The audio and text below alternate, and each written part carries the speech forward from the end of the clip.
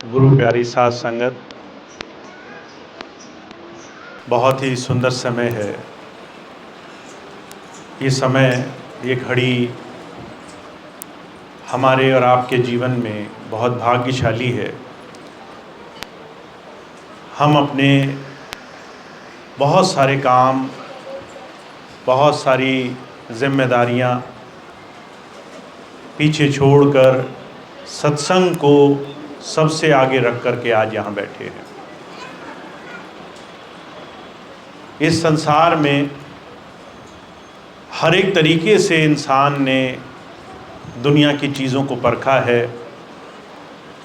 बहुत मेहनत करी है, खूब काम किए हैं, बहुत दुनिया की भौतिक वस्तुओं की कमाई करी है।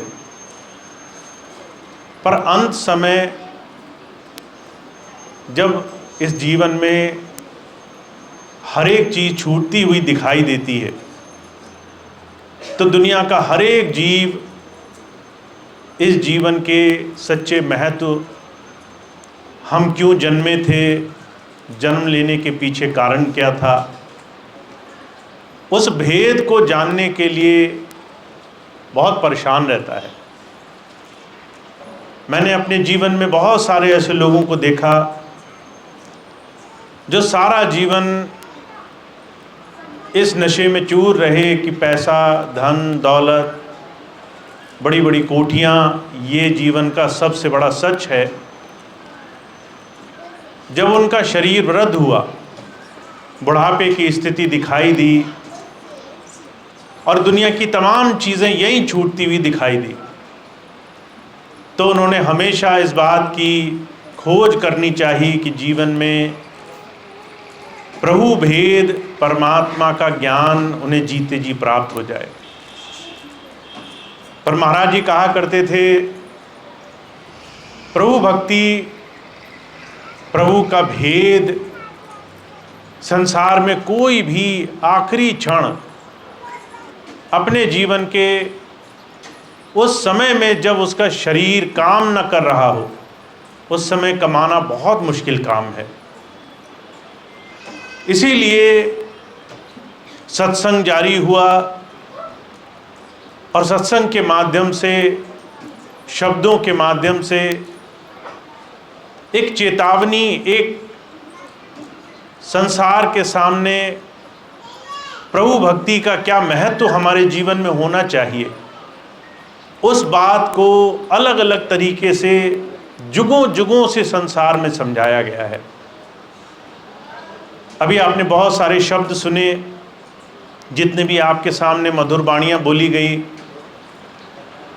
अगर आपने गौर किया होगा तो हर एक शब्द इस तरफ इशारा कर रहा है कि हमारे जीवन में परमात्मा का भेद जानना हमारे लिए बहुत ज़रूरी है। अभी आपने सुना, एक शब्द पढ़ा गया, मच्छिंद्र नाथ एक गुरु हुए जिन्होंने गोरखनाथ जी को एक शब्द के माध्यम से भेद सुनाया कि बंगला अजब बना दरवेश, या में नारायण परवेश। ये शरीर हमें और आपको परमात्मा की बड़ी भारी देन है। पर वो कह रहे हैं ये शरीर सिर्फ हार्ड मांस का चोला नहीं है, इसको मंदिर कहा, इसको वो बड़ा पवित्र स्थान कहा जिसके अंदर आपको नारायण, प्रभु परमेश्वर दिखाई दे सकता है। ये शरीर हरि मंदिर है, इसमें सच्चे की ज्योति। अगर आपको कहीं परमात्मा मिलेगा संसार में, उस प्रभु का भेद अगर आपको कहीं भी मिलेगा तो सिर्फ और सिर्फ आपके शरीर में मिलेगा। दुनिया में बाहर कहीं आप उस प्रभु को नहीं प्राप्त कर सकते। इस शरीर के अंदर वो प्रभु कैसे मिलेगा? तो कहते हैं इस शरीर को पहले उस प्रभु के मंदिर की तरह देखना शुरू करो। अब जब हम किसी मंदिर में जाते हैं तो दो तीन बड़ी विशेषता होती है वहाँ पर। पहली विशेषता होती है सफाई की। जहाँ नारायण है, जहाँ प्रभु है, वहाँ हम गंदगी का वास नहीं होने देते। वहाँ हर रोज़ साफ सफाई करते हैं। सबसे पहली चीज़ उस स्थान को पवित्र बनाते हैं। वहाँ की खूबसूरती, वहाँ की सुंदरता, वहाँ की सफाई पर बड़ा ध्यान देते हैं। पर वहीं जब बात आती है हम मनुष्य कैसे उस प्रभु को पाएंगे, परमात्मा का भेद कैसे पाएंगे, तो जो कहते हैं ये हरि मंदिर, ये मनुष्य शरीर, सबसे पहले इसको पवित्र करना पड़ेगा। पवित्रता आती है उन तमाम चीज़ों से जो हमारे जीवन को हर एक तरीके से दूषित करे, उसको दूर करने से। अब हमारे शरीर में हुजूर कह रहे हैं दो बड़ी भारी चीज़ें हैं जिससे हम अपने जीवन को पवित्र कर सकते हैं। पहली चीज़, मन में आते हुए विचार। हर एक वो विचार जो आपके मन को संसार के भोग से, संसार की तृष्णा से, चिंताओं से, दुनिया के हजारों हजार मुद्दों से जोड़ करके 24 घंटे परेशान रखे, वो इस हरि मंदिर को दूषित कर देगा। ऐसे है अनेकों विचार, रोकना, उसको थामना, उसको साधना, ये बहुत ज़रूरी है। और जब हम अपने जीवन में देखते हैं, सबसे कम ध्यान अगर किसी ने किसी बात पर दिया है तो अपने मन की गति पर दिया है। हमारे मन में 24 घंटे दुनिया के विषय विकारों के संस्कार भरते रहते हैं। कभी हमने किसी की गलत बात सुनी तो मन खट्टा हो गया, कभी कुछ हमने देख लिया जिसको देख करके हमें अच्छा नहीं लगा तो मन में गलत भाव आने लग गए, कभी किसी की अच्छाई देख करके, कभी किसी की बुरी बात सुन करके। कबीर साहब कहते हैं ये जो आपकी इंद्रियां हैं, 2 आँख की, 2 नाक, 2 कान, 1 मुंह, कहते ये आपकी जितनी भी इंद्रियां हैं, ये तमाम इंद्रियां, ये तमाम द्वार आपको संसार के विषय विकार खींचने के काम कर रहे हैं। आँखों से देखा हुआ मन पर छाप बनकर चढ़ जाता है, कानों से सुना हुआ मन पर संस्कार बन करके चढ़ जाता है, ज़बान से दुनिया के तमाम विषय विकार, दुनिया की तमाम अच्छी बुरी चर्चाएं कर करके हम अपने मन पर संस्कार इकट्ठा करते हैं। तो जो कह रहे हैं ये हरि मंदिर जिसमें प्रभु का वास होना चाहिए, उसमें प्रभु दिखाई क्यों नहीं देता, उसमें अंधकार दूर क्यों नहीं होता, उसमें प्रकाश क्यों नहीं होता? क्योंकि सबसे पहली शर्त साफ सफाई, स्वच्छता। इस हरि मंदिर को साफ करना, उसमें हमने अभी ज़्यादा जोर नहीं लगाया है। हमारे मन में जितना भी दुनिया के संस्कार पड़ेंगे उतना ये मन दूषित होगा। तो कबीर साहब कहते हैं इंद्रियों के बस मन रहे, मन के बस रहे बुद्ध, कहो ध्यान कैसे लगे जहाँ ऐसा विरुद्ध। इंद्रियां जितनी हैं हमारी, आँख, कान, नाक, स्पर्श की इंद्री, कहते हैं तमाम इंद्रियां हमें संसार के भोगों को, उनको मन में स्थापित करने का काम कर रही हैं। और अगर आप इनसे छूटना चाहो तो सिर्फ आपको अपना नज़रिया बदलना है। भगवान बुद्ध थे, एक बार कोई उनके पास गया, उन्हें लगा कि कोई महात्मा है, कोई जादू टोना करने वाला, कोई चमत्कार करने वाला। बड़ा विरोध था मन में, कहने लगा आज मैं इस महात्मा को सीधा करूँगा। महात्मा बुद्ध के पास गए, बड़े बुरे विचार थे उनके लिए मन में। जैसे ही महात्मा बुद्ध के पास गए तो वो आदमी महात्मा बुद्ध को बड़ा खरी खोटी सुनाने लगा, बहुत देर उल्टा सीधा बोला। और महात्मा बुद्ध शांत रहे। बहुत देर जब उसने बुरा बोल लिया, महात्मा बुद्ध शांत रहे। आखिर में महात्मा बुद्ध ने कहा, जब वो थक गया, कि भाई अगर तुम्हारी आज्ञा हो तो एक बात कहता हूँ तुमसे। अब आदमी थक चुका था, इतना बुरा बोल बोल करके उसे कोई प्रतिक्रिया नहीं मिली। महात्मा बुद्ध ने उलटकर कुछ नहीं बोला। तो जो है उस आदमी ने कहा, ये क्या बोलना चाहते हैं, मैं सुन लेता हूँ। महात्मा बुद्ध ने कहा, अगर मुझे कोई तोहफा लाके, उपहार लाकर दे और मैं ना लूँ तो किसके पास रह जाएगा? तो वो कहने लगे, जो लेकर आया था उसी के पास रह जाएगा। महात्मा बुद्ध कहने लगे, तुम मेरे लिए जो मन के विकार लेकर आए, इतने अपशब्द, इतनी बुरी बातें, मैं इसे नहीं लेना चाहता, वापस ले जाओ, मैं इनको नहीं लूँगा। अब ये बात उसने आज तक नहीं सुनी थी कि आज अगर मैं आपको कुछ बुरा बोलूं तो आपके पास ये अवसर है, आपके पास ये मौका है कि आप उन बातों से अनछुए रह सको, आप उन बातों का असर भी मत लो। ये बात कोई संसार में नहीं जानता। हमें आकर बुरी बात कोई कहता है, सच हो या झूठ हो, इसको परखे बगैर ही हम उस बात से प्रभावित हो जाते हैं। हमें बुरा बोल दिया, हमें गाली निकाल दी, हमारे लिए मन में बुरे विचार ले आए, हमारे घर में निंदा कर दी, दूसरों से जाकर हमारी बुराई कर दी। हम इतना ज़्यादा इस चीज़ से प्रभावित रहते हैं कि हमारे मन में हर एक छोटी से छोटी चीज़ की प्रतिक्रिया होती है। अगर कोई एक बुरा बोल रहा हो तो हम उसके लिए मन में 10 बार बुरी बात सोचते हैं। हुजूर कहा करते थे, मन में आए हुए विचार, दूसरों की कही हुई बातें, दूसरों के तमाम संसार में अच्छे और बुरे तमाम अनुभव ऐसे हैं जिससे हमारा मन दूषित होता है। और इस दूषित मन से कोई भी उस प्रभु नाम के सिमरन में बैठ नहीं सकता।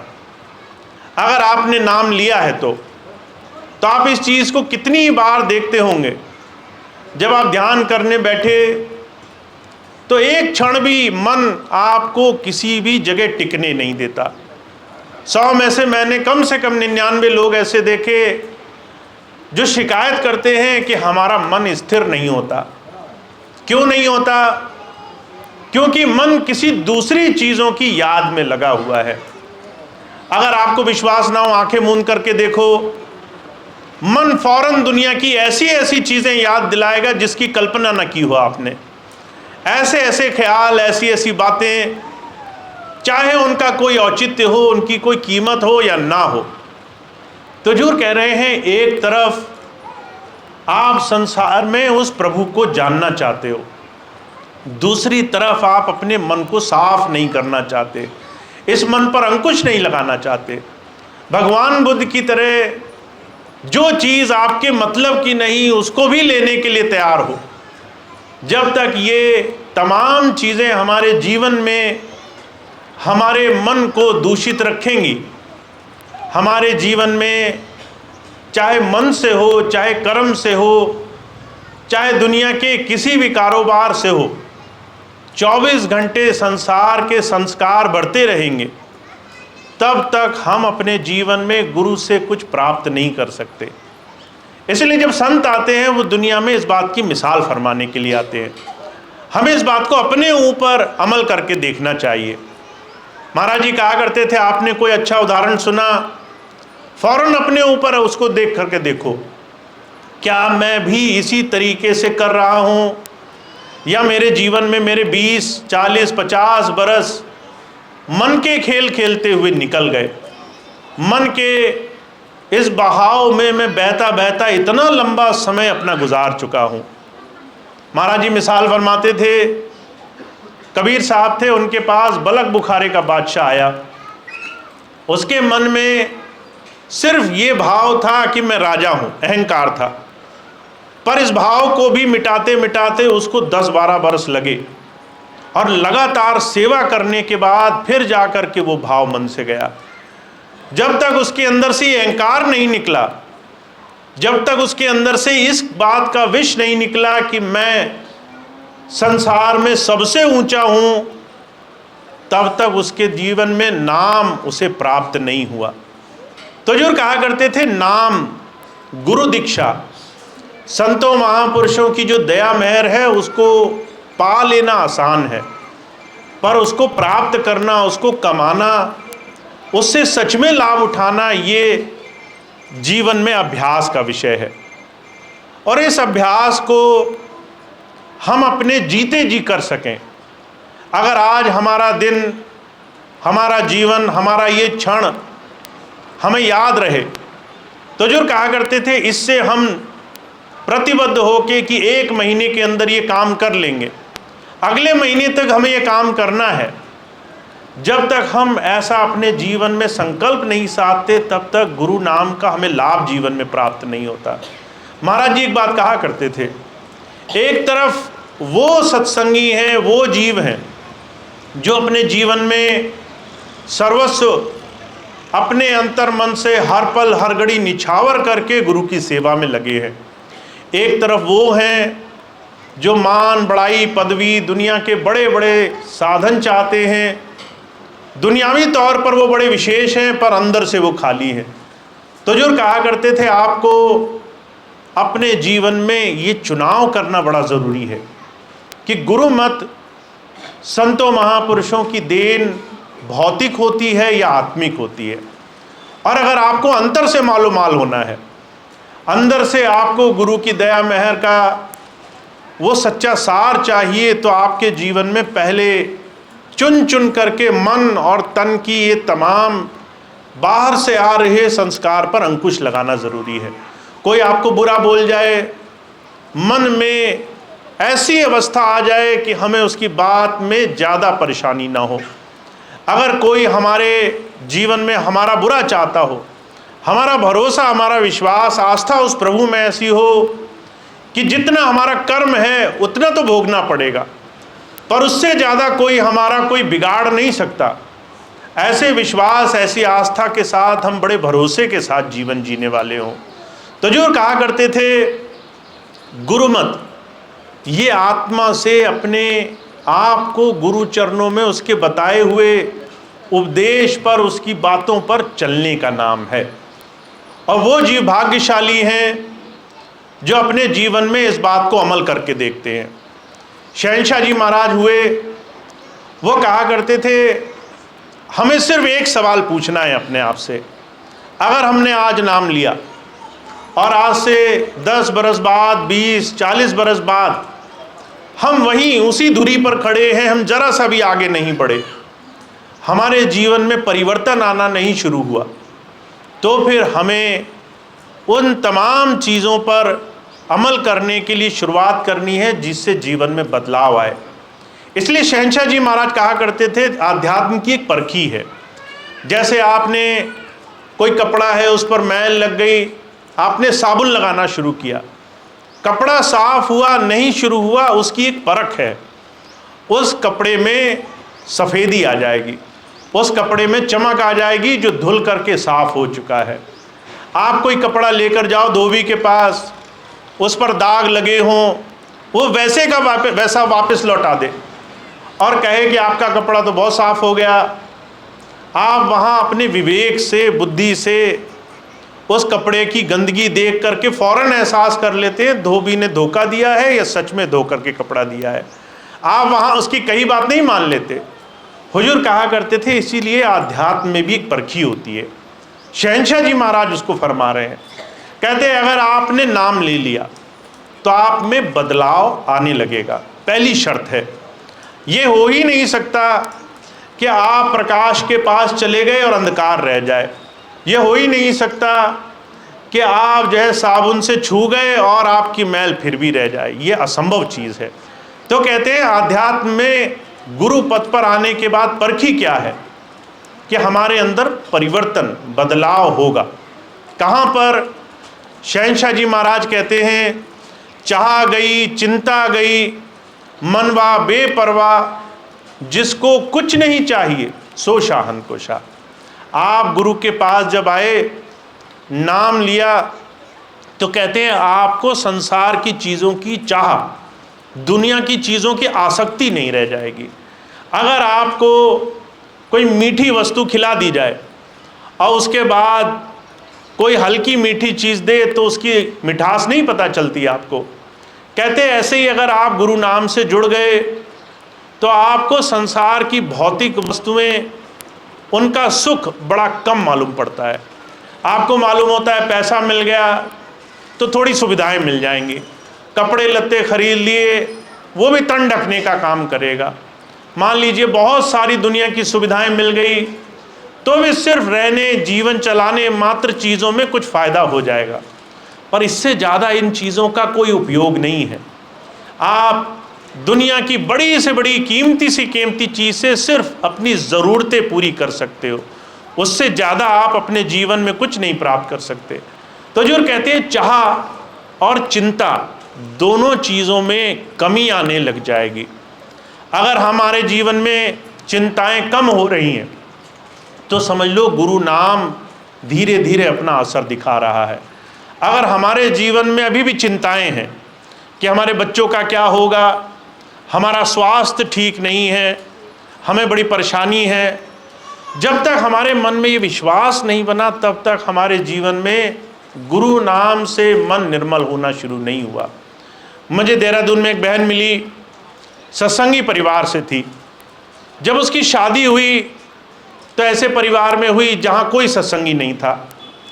अब परिवार ऐसा था जो पूजा पाठ, नित्य नियम, संयम सब कुछ पालन करते थे, और वो बेटी सत्संगी थी। सत्संग में सारा जीवन उसने स्वामी जी का सत्संग सुना था, कर्म विधान सुना था कि गुरु संत संसार में आते हमारे जन्मों जन्मांतरों के कर्मों से हमें छुटकारा दिलाने के लिए। पर इसका मतलब ये नहीं है कि आपको कर्म भोगना ही नहीं पड़ेगा। एक ही सूरत है कर्म नहीं भोगना चाहते तो, कि आज ही शरीर का त्याग कर दो, इसी क्षण शरीर छोड़ दो, तो ही कर्म नहीं भुगतना पड़ेगा। अगर संसार में पूरा जीवन जीना है तो कोई ना कोई कर्म तो भोगना ही है। कुछ सुख भी होंगे, कुछ दुख भी होंगे। अब ये बात उसे समझ में आ गई कि चाहे आपका जीवन सच्चाई के रास्ते पर लगा हो, पर संसार के दुख सुख से घबराना नहीं है। दुख और सुख दोनों ही हमारे जीवन में हमारे सुधार के लिए होते हैं। जब शादी हो गई और ऐसे परिवार में गई तो देखा कि जो है ससुराल वाले बड़ी चिंता करते थे।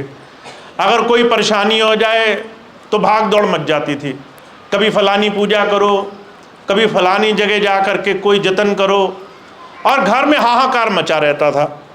जहाँ देखो एक जगह गए, किसी ने बोला दूसरी जगह जाओ, वहाँ गए, घर में हमेशा संकट की स्थिति। वो मेरे पास आई, आकर कहने लगी कि भैया जी घर वालों को समझाओ, वैसे कहने कोई पूजा पाठ करते हैं पर इतनी बात, इतना भरोसा इनका अभी तक नहीं बना। जो स्वामी जी ने बात कही कि अगर आप जीवन में आए हो तो आपका भरोसा, आपका विश्वास बनने लग जाएगा। कर्म के विधान में, उस प्रभु की दात में, उस प्रभु की दया मेहर में आपका विश्वास बनने लग जाएगा। इसका मतलब ये नहीं है कि आपके दुख सुख पूरी तरह समाप्त हो जाएंगे। इसका मतलब है आपके अंदर शक्ति आ जाएगी उनको सहजता से जीवन में स्वीकार करके अपने जीवन को उन तमाम चीज़ों से आज़ाद रहने की, उनसे पूरी तरह स्वतंत्र रहने की। दुख आएगा, आप कहोगे कि ये जो है कोई मेरे जीवन का ज़रूरी कर्म है, कट जाए तो अच्छा है। सुख आएगा, लोग जहाँ हंसी मना रहे होंगे कि बहुत अच्छा हो गया, आप कहोगे सुख है, ये भी भोगना है, इससे भी जो है आगे मेरा जीवन है। तो जो कहा करते थे सुख और दुख में, दुनिया के तमाम अच्छे और बुरे समय में आपकी चिंताएं वो पूरी तरह गुरु चरणों में समर्पित हो जाएं और आपको भरोसा बना रहे। न दुख में दुख लगे, न सुख में ज़्यादा खुशी हो। ऐसी दोनों स्थितियों में बदलाव इस मन का आ जाना, स्वामी जी महाराज कह रहे हैं ये एक सत्संगी के जीवन की पहचान है। और वो भाग्यशाली हैं जो किसी भी साधन से अपने जीवन में इस निश्चिंतता की स्थिति में पहुंच रहे हैं। इसलिए जितने भी महापुरुष आए उन्होंने कहा अगर आपके जीवन में हर रोज के जीवन में ये भरोसा है और चिंताएं आपके साथ नहीं है, इसका मतलब है गुरु नाम आपके जीवन में असर करने लग गया। अब इस बात को अपने जीवन में उतार कर देखें। अगर हम देखें किसी भी एक दिन को, कल का जो दिन गुजर गया वो देखें, आज का दिन जो अभी तक गुजर गया आधा दिन वो देखें। अगर हमें दुनिया की हर एक चीज़ में एक भरोसा बना रहा है, और हुजूर कहा करते थे अच्छे और बुरे दोनों कर्म में गुरु की दया मेहर दिखाई दे रही है कि दोनों ही उसकी कृपा से अपने आप जीवन में सही दिशा में हमें ले जाएंगे। तो आप धीरे धीरे गुरु नाम से जुड़ने लग गए, तो जो इसीलिए हुजूर कहा करते थे गुरु नाम की एक परखी होती है, वो परखी आपके जीवन में बदलाव से, परिवर्तन से आपके जीवन में काम करती है। तो वो बहुत भाग्यशाली हैं जिन्होंने ये छोटा सा भेद समझा है कि जब संत आकर नाम देता है तो वो हमारे जीवन में हमें दुनिया के विकारों से छूटने का रास्ता दिखाने की बात करने के लिए आता है। कैसे हम अपने मन, अपने दुनिया के तमाम संस्कारों से धीरे धीरे छुटकारे की तरफ बढ़ने लगेंगे। मुझे बड़ी अच्छी घटना याद है, बरेली का जिक्र है। एक भाई था, वो जो है उसकी पत्नी ने नाम लिया, पर जो है उस आदमी का एक ही नियम था, दिन भर काम करना, रात को शराब पीना, शराब पी करके सारे संसार को गाली देना, सभी गलत हैं, सारे चोर हैं, सारे झूठे हैं। एक दिन वो कहने लगा अपनी पत्नी से, तुम बहुत मानती हो स्वामी जी को, अगर स्वामी जी मेरी शराब छुड़ा दें तो मैं जानूंगा। अब उसके लिए बड़ी चुनौती हो गई। बहन थी, नामदानी थी, स्वामी जी के पास आई, स्वामी जी से कहने लगी, स्वामी जी अगर जो इनकी शराब छूट जाए तो बड़ा अच्छा होगा। स्वामी जी कहने लगे भाई छूट जाएगी। उस दिन वो शाम को आई तो वो जो है सब्जी का ठेला चलाया करता था। जब शाम को आई तो वो ठेला चोरी हो गया। अब पति और नाराज़, कहने लगा तुम तो कहती थी तुम्हारे गुरुजी सब काम कर देते हैं, यहाँ तो जो है घर में चोरी पड़ गई, जिस साधन से कमा खा रहे थे वो भी चला गया। अब वो बेचारी बड़ी परेशान हुई, खूब प्रार्थना करी उसने। वो कहने लगा अगर स्वामी जी तुम्हारे ये कल तक ठेला ले आए मेरा, तो मैं मानूंगा कि तुम्हारे गुरु सच्चे हैं। अब ये बात हुई, रात भर सोए, न जाने क्या करामात हुई। अगले दिन वो ठेला उसके घर के बाहर खड़ा था। स्वामी जी महाराज की दया हुई, ठेला मिल गया। अब मन में उसकी ये बात पक्की हो गई कि भाई कोई ना कोई बात तो ज़रूर है। उसने मन में खुद संकल्प उठाया कि अगर इनके गुरुजी की ये बात सच्ची हो गई तो मैं एक संकल्प उठाता हूँ कि मैं जो है उनके आश्रम में जाकर रोज़ सेवा किया करूँगा। और उसने एक मन में ध्यान रखा कि हर रोज़ सुबह 5 बजे कोई भी काम करने से पहले वो बरेली आश्रम पहुँच जाया करता था। सुबह साफ सफाई करना, सारे आश्रम में झाड़ू लगाना, ना किसी ने उससे कहा, ना किसी ने उससे पूछा, अपनी स्वेच्छा से वो रोज़ सुबह 5 बजे जा करके आश्रम की सफाई करने लगा। और धीरे धीरे उसके मन के भाव ऐसे बन गए, शराब छूट गई, बुरी संगत छूट गई, गलत आदतें छूट गई। जहाँ दुनियादारों के पास बैठा करता था, अब सत्संग में जाने के लिए सबसे पहले तैयार रहता है। तो हुजूर कहा करते थे जब हमारे जीवन में परिवर्तन आता है, जब हम अपने जीवन में गुरु पथ पर चलने के लिए संकल्प उठाते हैं, जब हम कहते हैं गुरु जी से नाम मिल गया, पर अब हम क्या करेंगे जिससे हमारे जीवन में ये बदलाव आए। और उसकी शुरुआत हम करते हैं मन और तन के अपने विकारों से, अपने अंदर आ रही तमाम बुराइयों पर थोड़ा अंकुश लगाने से कि भाई हमें बुराइयों से क्या लेना देना, कोई कुछ भी बोल जाए उससे हमें क्यों चिंता करनी है, हम क्यों लोगों के ताने, लोगों के लाने, लोगों की बुरी बातों के लिए चिंता करें।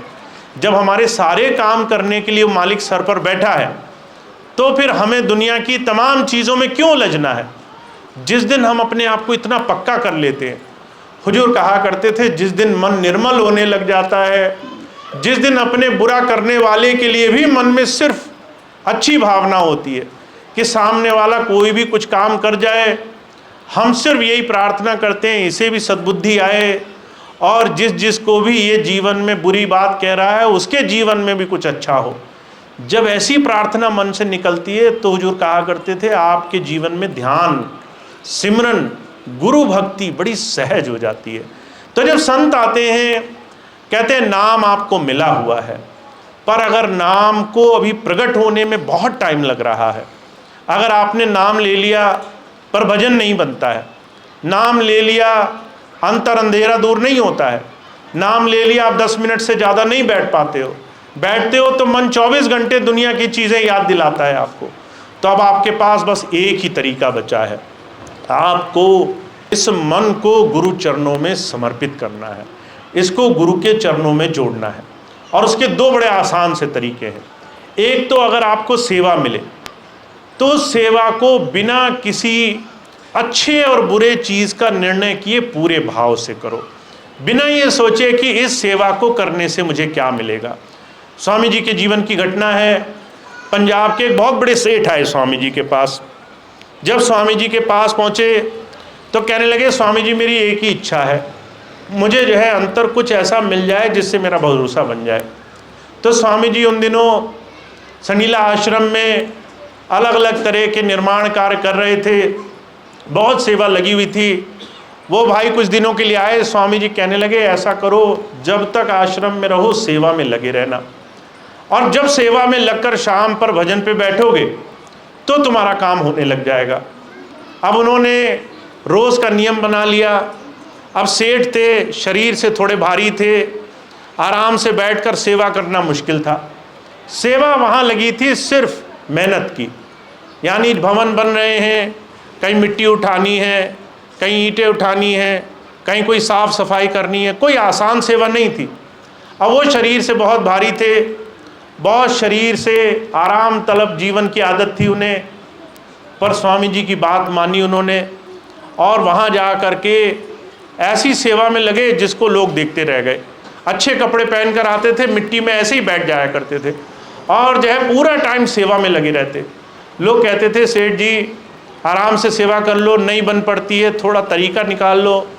कहने लगे जब सेवा पर आई गए हैं तो अच्छा और बुरा क्या देखना, जब गुरुजी आज्ञा कर रहे हैं सेवा करो तो सारी सेवा एक जैसी है, मैं तो यही सेवा करूँगा। उन्होंने 10 दिन लगातार सेवा करी। सेवा करने के बाद भजन पे बैठते थे, रोज़ स्वामी जी से जाकर कहते थे स्वामी जी मुझे फ़ायदा हो रहा है, और 10वें दिन उन्हें अंतर अनुभव हुए, उनका भजन ध्यान सिमरन बनने लग गया। उन्होंने उसके बाद सारा जीवन स्वामी जी के साथ लेकर के जीवन गुजारा।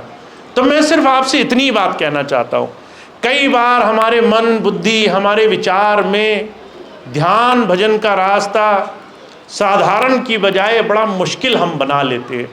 हम मन में बार बार सोचते हैं ये होगा तो वो करेंगे, वो होगा तो वो करेंगे, 1000 शर्तें मन में लगा करके बैठते हैं, सहज रास्ता नहीं अपनाते। तो सहज रास्ता क्या है? अपने मन बुद्धि को किनारे करके सहज सेवा में लग जाओ। कोई भी सेवा, वो सेवा जो आपको आपके गुरु से जोड़ती हो, जो आपको आपके मन से गिराती हो, जो आपके मन का अहंकार मिटाती हो, जो ये कहती हो कि मैं भी कुछ हूँ, ये तमाम इस मन की ऐंठन को दूर करती हो और आपको सहज बनाती हो। तो जो कहा करते थे ऐसी सेवा में जो लग जाता है, जो ऐसी सेवा में अपना समय गुजारता है, उसके जीवन में अंतर उस गुरु की दया मेहर और शरणागत भाव से जुड़ना बड़ा आसान हो जाता है। तो अगर आपको नाम मिल चुका है और बहुत समय हो गया है, अभी भी सोच रहे हैं कि नाम प्रकट कैसे होगा, तो उसके 2 आसान तरीके हैं। पहला तो ये, अगर आपको मौका मिले तो सेवा में बहुत समय दिया करो।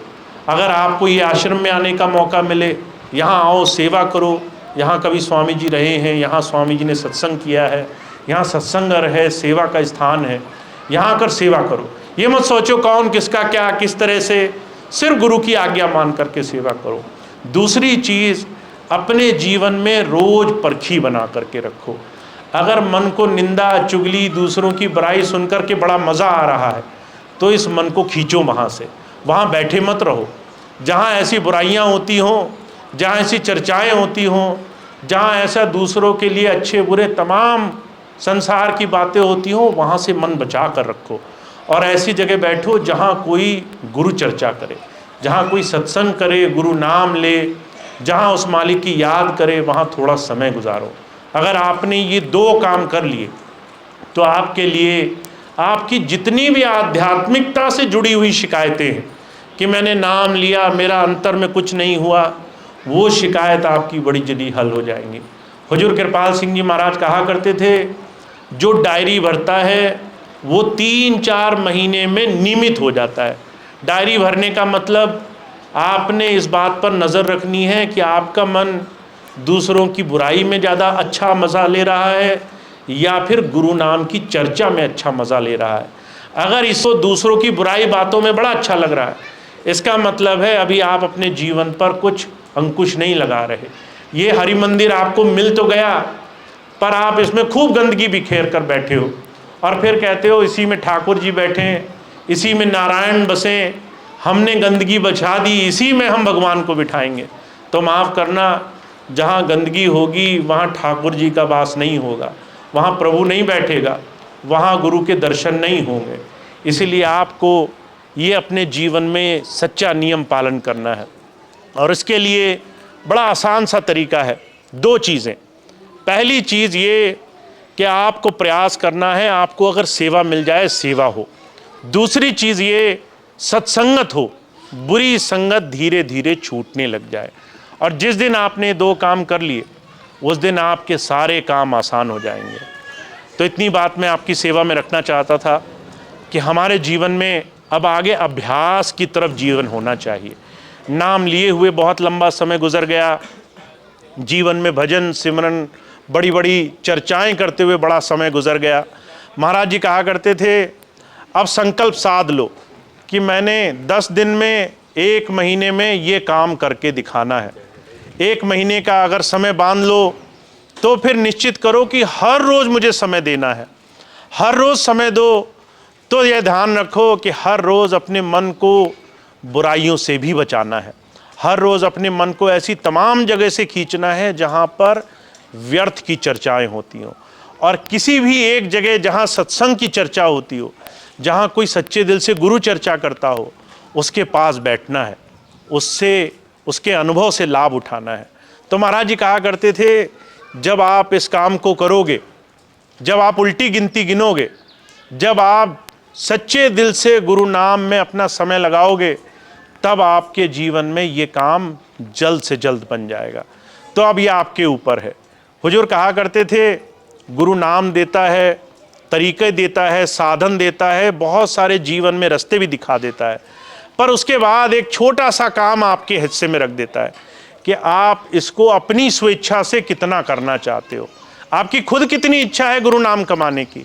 अगर आपका सारा दिन संसार के प्रति आसक्त है तो माफ़ करना, ये संतों महापुरुषों की गर्ज नहीं है कि वो कहें कि भाई आपको दुनिया प्यारी है, आप दुनिया को छोड़ो। वो ये काम आपके ऊपर सौंपते हैं। आपको खुद देखना है, चिंताओं में जीवन गुजारना है या निश्चिंत हो करके, अचिंत हो करके जीवन गुजारना है। दुनिया की फ़िक्र करते हुए, परेशान होते हुए जीवन गुजारना है, या फिर दुनिया की चीज़ों से अचिंत हो करके जीवन गुजारना है। इसीलिए कबीर साहब कहते हैं कि भाई अपने जीवन में एक परखी बनाओ। कहा जैसे जल में कमल निरालम, मुर्गाए निशाने, सूरत शबद भव सागर तरिए, नानक नाम बखाने। कहते अगर आप किसी कमल के फूल को देखो, वो कीचड़ में, तमाम गंदगी में ऐसी जगह उगता है जहाँ पर वो साफ नहीं रह सकता, पर उसके अंदर एक गुण होता है, वो निर्विकार होता है, वो दूसरी चीज़ों का असर नहीं लेता। कमल के फूल पर आप एक बूंद पानी डालो वो नीचे गिर जाएगी। फिर कहते हैं जल मुर्गाबी पक्षी, जल में रहता है पर भीगे रहते हैं, बाहर निकलता है उसे पर नहीं सुखाने पड़ते, वो जल से बिना उस पानी का असर लिए आराम से ऊपर उड़ जाता है। कहते हैं ऐसे ही सत्संगियों को बनना है। संसार में रहो, दुनिया तुम्हारे चारों तरफ कितना ही जहर घोले, तमाम दुनिया के विष घोले, तुम्हारा मन इतना गुरु प्रेम से पक्का होना चाहिए कि लोग कितनी ही बुराई करें, कितनी गालियां निकालें, कितनी निंदा चुगली करें, कितनी संसार की बातें करें, तुम्हारा भरोसा उस मालिक पर हो, और ऐसा भरोसा हो कि तुम्हें दुनिया की किसी चीज़ की चिंता ना हो। बच्चों का क्या होगा, सब उस प्रभु की मौज पर। मेरे जीवन में क्या होगा, मैं बीमार हूँ, हारी है, बीमारी है, मुकदमेदारी है, ऐसा भरोसा हो कि हमें उस मालिक पर भरोसा है, हम सिर्फ अच्छे काम करेंगे और बाकी सारी चीज़ वो अपने आप सुधार देगा। तो जो कहा करते थे ऐसा जिस दिन आपने मन बना लिया उस दिन आपके सारे काम आसान हो जाएंगे। तो इतनी बात मेरे को आपके सामने रखनी थी कि हमें नाम मिला है, अब हमें इसका अभ्यास करना है बहुत। हमें ये नियम बनाना है कि अगली बार जब भी सत्संग हो तो हमारा मन हल्का हो, मन में दुनिया के विकार हल्के हों, हमारे मन में गुरु का सिमरन, गुरु की याद पक्की हो। तो ये काम आप बना सकते हैं थोड़ा सा नियम साध करके, हर रोज़ का अपना दैनिक नियम उस दिशा में बढ़ा करके। महाराज जी एक बात कहा करते थे कि आप जैसे व्रत रखते हैं सोमवार का, मंगल का, बुध का, बृहस्पति का, ऐसे एक संकल्प उठाइए कि हर रोज़ मुझे थोड़ी देर गुरु नाम में हर रोज़ समय देना है। अगर मैं नहीं बैठूंगा तो मैं शरीर को भी भोजन नहीं दूंगा। महाराज जी कहा करते थे थोड़ा हठ धर्मी बनना पड़ता है। बाबा जयमल सिंह जी महाराज थे, भजन करते थे, नींद आ जाती थी तो उन्होंने अपने बाल खूंटी में बांधने शुरू कर दिए कि नींद कैसे आएगी मैं देखता हूँ। नींद आती थी, सर झुकता था, चोट लगती थी, फौरन आँख खोल करके बैठ जाते थे, कहते थे आ गया मज़ा, नींद में जाते थे, आप करो नींद। और ऐसे हट कर करके उन्होंने इस मन को मार दिया। तो जो कहा करते थे हमें और आपको भी हर रोज़ भजन पर बैठने के लिए मन को मारना पड़ेगा। तो उसका एक आसान सा तरीका है, अगर भजन नहीं तो भोजन नहीं। अगर आप आज का भजन नहीं करोगे तो आपको खाने का भी अधिकार नहीं है, आप खाना भी नहीं खाओगे। ये नियम बना लो। हुजूर कहा करते थे भजन भूल सकते हो, भोजन नहीं भूल सकते। भोजन आपको हर वक्त याद दिलाएगा कि पेट में चूहे कौद रहे हैं, अब खाने का समय आ गया। उस वक्त आपको अपना संकल्प पूरा करना है। और अगर आपने 1 महीना ऐसा कर लिया तो जहां आज आप हो उससे बहुत अच्छी स्थिति में पहुंच जाओगे। आपको बहुत ज़्यादा अंदर से गुरु प्रेम हो जाएगा। तो आपके लिए रास्ता थोड़ा सा संकल्प से, व्रत लेने से आएगा। तो आपको संकल्प साधना है, अगर भजन नहीं तो भोजन नहीं। अगर आपने एक समय भजन नहीं किया तो उस समय खाना नहीं मिलेगा। उस समय चाहे कोई कितना ही परोसे, चाहे कितनी अच्छी चीज़ दे, पहले भजन करना है, फिर हमने भोजन की तरफ देखना है। तो जब हम ऐसा संकल्प उठाते हैं तब काम बनता है। और जो ढीला छोड़ देते हैं, आज नहीं कल, कल नहीं परसों, परसों नहीं 1 महीने बाद, माफ़ करना, उनका सारा जीवन गुजर जाता है और बाद में ग्लानि, दुख, इसके अलावा हाथ में कुछ रहता नहीं। तो महाराज जी एक बात कह रहे हैं, आपको बहुत अच्छी चीज़ मिली हुई है, बस आपको अपने मन को रोज़ रोज़ साधना है। तो इसलिए मैं कहता हूँ अब हमने जितनी चर्चा करनी थी कर ली, अब अभ्यास का समय आ गया। हर रोज़ अभ्यास को हमें अपने जीवन में बहुत ऊंचा स्थान देना है। तो इतनी बात कह के मैं अपनी बात समाप्त कर